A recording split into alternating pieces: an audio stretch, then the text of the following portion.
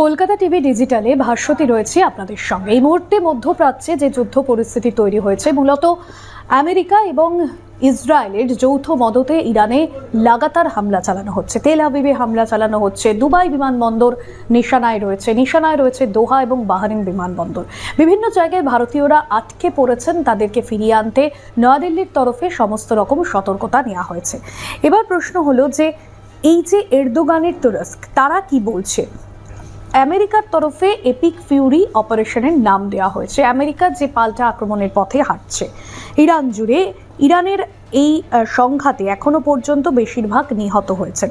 ইরানের আকস্মিক যে দুর্বলতা, তা কিন্তু মধ্য এশিয়ার ভূ রাজনীতির ভারসাম্যকে অনেকাংশে নাড়িয়ে দিয়েছে, তেলের বাজারে একটা প্রভাব ফেলেছে। অন্যদিকে সাম্প্রতিক যে পরিবর্তন তৈরি হয়েছে, যেখানে আফ্রিকা জুড়ে তার প্রভাব রয়েছে। 2014-তে তুরস্ক এবং আফ্রিকান দেশগুলির মধ্যে বাণিজ্য $37 বিলিয়ন পৌঁছেছিল এবং মনে করা হচ্ছিল 2025-26 সেই বৃদ্ধি অনেকটা বাড়বে। কিন্তু এই সময় দেখা যাচ্ছে যে বাণিজ্য সংযোগ জোরদার যখন করা হবে, সেই সময় যুদ্ধ পরিস্থিতিতে অনেকটা এর অবনমন হয়েছে বা অনেকটা ক্ষতির মুখে পড়েছে।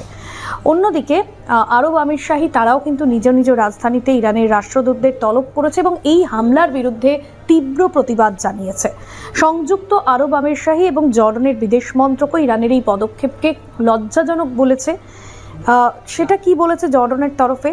যে এগুলি জর্ডানের সার্বভৌমত্ব এবং আরব দেশগুলির সার্বভৌমত্বের স্পষ্ট লঙ্ঘন, আন্তর্জাতিক আইন এবং জাতিসংঘের সনদের স্পষ্ট লঙ্ঘন, নাগরিকদের নিরাপত্তা ও আন্তর্জাতিক নিরাপত্তা ও স্থিতিশীলতার জন্য হুমকি। এহেন পদক্ষেপের তীব্র নিন্দা জানানো হয়েছে তুরস্কের তরফে। আপনাদের কোট আনকোট সেই এক্সান্ডেল যে পোস্টটা, সেটা পড়ে শোনালাম। অর্থাৎ এই যে হামলা, এই যে মধ্য এশিয়ায় যে পরিস্থিতি তৈরি হয়েছে, যার জন্য কিন্তু এই পশ্চিম এশিয়ার এই পরিস্থিতির জন্য মনে করা হচ্ছে যে আগামী দিনে ইরানের ভবিষ্যৎ কোন দিকে যেতে চলেছে, রাজনৈতিক ভবিষ্যৎ কোথায় যেতে চলেছে, এবং ইরানের যে যুদ্ধ পরিস্থিতি, তার প্রভাব কিন্তু যথেষ্টই বলা যেতে পারে যে আন্তর্জাতিক যে ভূ রাজনৈতিক ভারসাম্য এবং আন্তর্জাতিক যে ভারসাম্যমূলক পরিস্থিতি, তার উপর একটা বড়সড় প্রভাব পড়ছে। তবে অবশ্যই আগামী দিনে কি পরিস্থিতি সেখানে তৈরি হয়, তুরস্কের তরফে পরবর্তীতে কি বিবৃতি দিয়ে জানানো হয়, সেই দিকেও আমাদের নজর থাকবে। এই বিষয়ে এখানেই শেষ করছি। অন্যদিকে ইরানের যুদ্ধ সম্পর্কিত সমস্ত আপডেটের জন্য আপনি অবশ্যই ফলো করবেন কলকাতা টিভি ডিজিটাল।